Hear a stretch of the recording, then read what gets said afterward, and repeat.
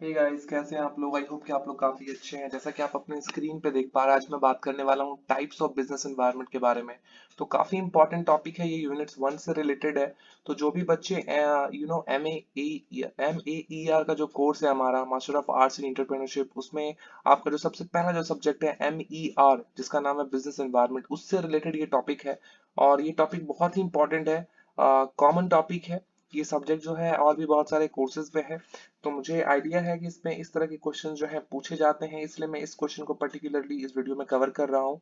इसके अलावा भी बहुत सारी मैं वीडियोस बनाऊंगा जहाँ पे मैं इंपॉर्टेंट क्वेश्चंस जो है वो कवर करता हुआ चलूंगा, चाहे वो बिजनेस एनवायरनमेंट से रिलेटेड हो या फिर एंटरप्रेन्योरशिप से रिलेटेड हो। हमारे जो भी MER 1 से लेकर के MER 4 तक जो भी बुक्स हम लोगों ने अभी तक रिसीव करे हैं, उसके अकॉर्डिंगली मैं आपको पढ़ाता हुआ चलूंगा।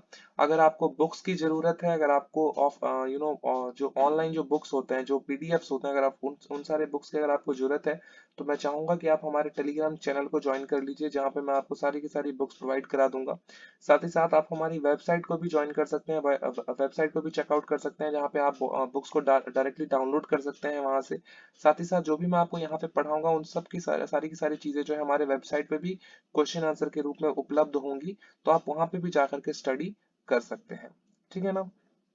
तो ये बहुत ही इंपॉर्टेंट वीडियो होने वाला है, इसको पूरा देखिएगा ताकि आपको पूरी जानकारी मिल पाए। तो लेक्चर स्टार्ट करते हैं बिना समय बर्बाद किए। उसके पहले कहना चाहूंगा कि अगर आप हमारे चैनल पर नए हैं तो हमारे चैनल को सब्सक्राइब कर लीजिए और बेल आइकन दबा दीजिए, ताकि आपको मेरे वीडियोस की नोटिफिकेशन जो है वो सबसे पहले मिलती रहे। राइट, तो आज का टॉपिक है हमारा टाइप्स ऑफ बिजनेस एनवायरनमेंट। तो बिजनेस एनवायरनमेंट जो होता है वो दो तरीके का होता है, इंटरनल एनवायरनमेंट और एक्सटर्नल एनवायरनमेंट। अब इसके बारे में हम डिटेल में बात करेंगे। तो जैसा कि आप अपने स्क्रीन पे देख पा रहे हो, as stated earlier the overall business environment is of two types, internal and external, है ना। Now, internal environment. There are number of environmental factors that influence the strategic decision in a business. Some of these factors are, तो जैसा कि आपको पता है कि business environment में दो तरीके के एनवायरनमेंट होते हैं, इंटरनल और एक्सटर्नल। और दोनों एनवायरनमेंट जो होते हैं वो बिजनेस के स्ट्रेटेजिक डिसीजंस को, बिजनेस के काम करने के तरीके को, फंक्शनिंग ऑफ बिजनेस को एक तरीके से इन्फ्लुएंस करते हैं। राइट। तो ऐसे कौन कौन से इंटरनल फैक्टर्स है जिसके कारण से बिजनेस का जो स्ट्रेटेजिक डिसीजन है उसको इन्फ्लुएंस होता है, वो उसके ऊपर एक तरीके का इम्पैक्ट पड़ता है, उसके बारे में हम एक एक करके अब बात करेंगे बुलेट पॉइंट्स के थ्रू। तो सबसे पहला जो बुलेट पॉइंट है वो ये है कि value system and ethical standards which the organization has adopted. तो जो वैल्यू सिस्टम होता है, देखो, बहुत सारी ऑर्गेनाइजेशंस होती हैं जो कि एथिकली काम कर रही होती हैं, बहुत सारी ऑर्गेनाइजेशन ऐसी होती हैं जो कि अनएथिकली काम करती हैं, वो बस चाहती हैं कि उनका प्रॉफिट होता रहे, चाहे उसका असर जो है एनवायरनमेंट के ऊपर या सोसाइटी के ऊपर गलत ही क्यों ना पड़े।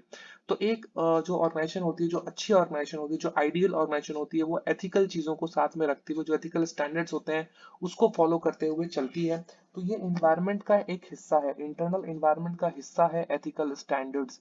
राइट। तो ये एथिकल स्टैंडर्ड जो है एक बहुत ही बड़ा रोल प्ले करते हैं जब भी आप इंटरनल एनवायरनमेंट के बारे में बात कर रहे हैं, और इसका इन्फ्लुएंस जो है जो हमारा बिजनेस है उसके फंक्शनिंग पे होता है। तो ये सबसे पहला पॉइंट है। दूसरा पॉइंट है mission, goals and objectives of the companies as determine their priorities, direction of development, philosophy, etc. of the business।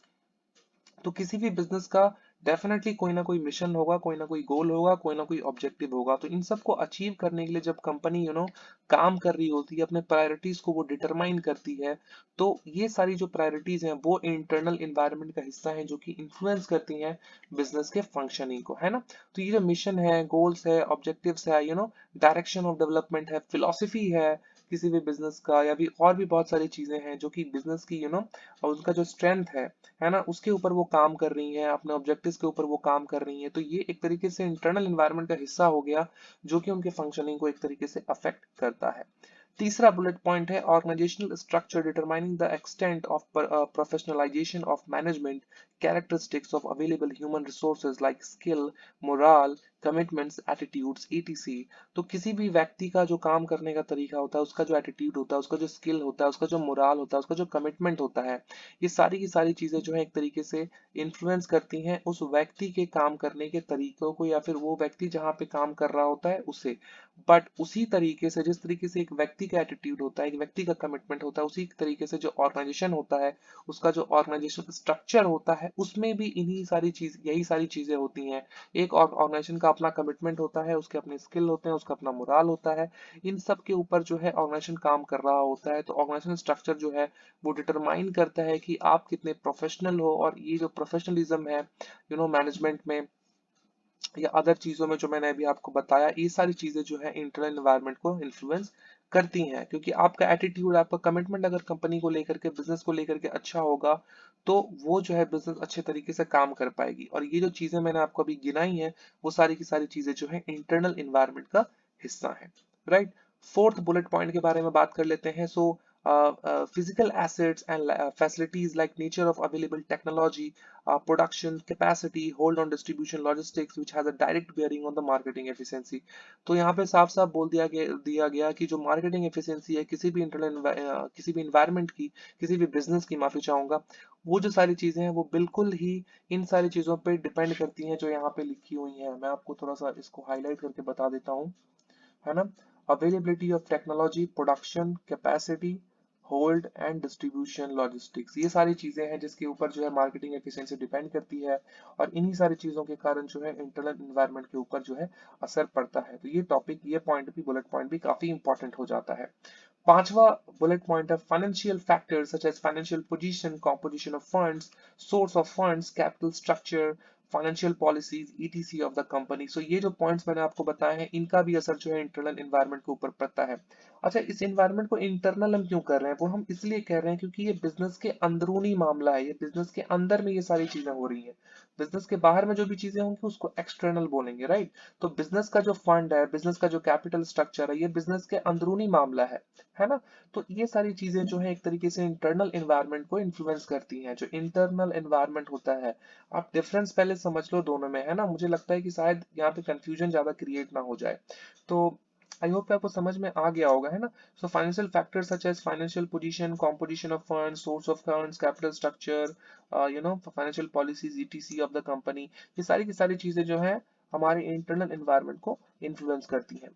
छठा और आखिरी पॉइंट है corporate image and brand equity which the company has created over the years. तो सालों दर साल जिस तरीके से जो कॉर्पोरेट माफी चाहूंगा, जो कॉर्पोरेट इमेज कंपनी ने तैयार करके रखा हुआ है, या फिर जो उसकी ब्रांड इक्विटी है, उसका इम्पैक्ट जो है इंटरनल एनवायरनमेंट के ऊपर पड़ता है। ये वो सारे फैक्टर्स हैं जिसका इम्पैक्ट जो है इंटरनल एनवायरनमेंट के ऊपर पड़ता है और बिजनेस के फंक्शनिंग के ऊपर पड़ता है, राइट। तो ये हमारा टॉपिक था जहां पे मैंने आपको इंटरनल एनवायरनमेंट के बारे में बताया। अब चलते हैं एक्सटर्नल एनवायरनमेंट के बारे में। एक छोटा सा पॉइंट है, इसको थोड़ा सा पढ़ लेते हैं।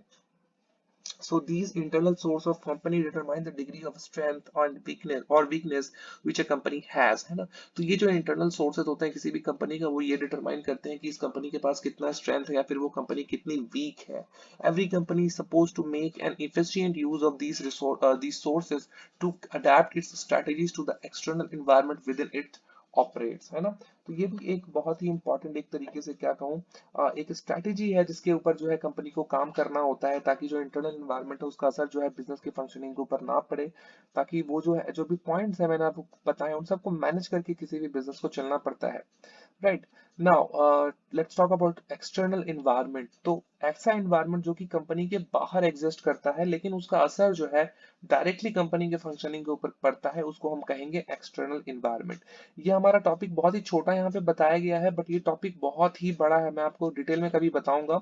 इसमें पेस्टल होता है, ठीक है, political, ecological, sociological, T for technological, L for legal, है ना। उसके बाद एक और ई है जहाँ पे आप इसको इकोनॉमिक मैंने आपको बता दिया, है ना। तो वो सारी चीजें जो है यहाँ पे आ जाएंगी। तो ये बहुत ही बड़े बड़े फैक्टर्स हैं जिसका असर जो है हमारे बिजनेस के फंक्शनिंग के ऊपर पड़ता है। तो इसको पढ़ लेते हैं थोड़ा। The external environment encompasses a variety of factors which are largely beyond the control of individual firms and which may provide opportunities and or pose threats to an organization, है ना। तो जो एक्सटर्नल एनवायरनमेंट होते हैं उसमें बहुत सारे variety of factors आते हैं जो कि किसी भी इंडिविजुअल फर्म के कंट्रोल के बाहर होते हैं, राइट। और ये जो कि कंट्रोल के बाहर है, तो ये एक तरीके से आपको अपॉर्चुनिटी भी प्रोवाइड करते हैं और साथ ही साथ ये आपके लिए थ्रेट भी हो सकते हैं अगर आप इसको ठीक तरीके से टैकल करके नहीं चलोगे। These factors happen to be, अब ये फैक्टर्स कौन कौन से हैं मैं एक एक करके आपको बताता हूँ। Economic, demographic, political, legal, socio cultural, technological and natural. they constitute the real business environment which provide the opportunities and or pose threats to an organization, है ना। तो ये जो सारी चीजें हैं ये मिल करके रियल बिजनेस एनवायरनमेंट क्रिएट करती हैं, जो कि एक तरीके से आपके लिए अपॉर्चुनिटी भी क्रिएट करती है और साथ ही साथ समटाइम्स आपकी ऑर्गेनाइजेशन के लिए वो थ्रेट भी बन जाती है, राइट। तो ये हमारा वीडियो था। आई होप कि आपको ये वीडियो पसंद आया होगा, जहाँ पे मैंने आपको डिटेल में टाइप्स ऑफ बिजनेस एनवायरनमेंट के बारे में बताया है। अगर आपको ये वीडियो पसंद आया तो प्लीज हमारे चैनल को सब्सक्राइब कर लीजिए, राइट। और हमारे चैनल को सब्सक्राइब करने के बाद अगर आपको ये वीडियो पसंद आता है तो प्लीज़ इसको शेयर भी कर लेना अपने दोस्तों के साथ। और हमारे चैनल का नाम मैंने यहाँ पे कॉमर्स की पाठशाला लिखा है। कॉमर्स की पाठशाला भी हमारा एक चैनल है जहाँ पे मैं एमकॉम पढ़ाता हूँ, तो इसको भी सब्सक्राइब कर लेना अगर आपने अभी तक सब्सक्राइब नहीं किया है। फिलहाल जिस चैनल पे ये वीडियो अपलोड होने वाला है उसका नाम है एंटरप्रेन्योर्स ट्यूब, राइट। तो उसको भी आप सब्सक्राइब कर लेना। मिलते हैं अगले वीडियो में, अपना ख्याल रखो, बाय, थैंक यू।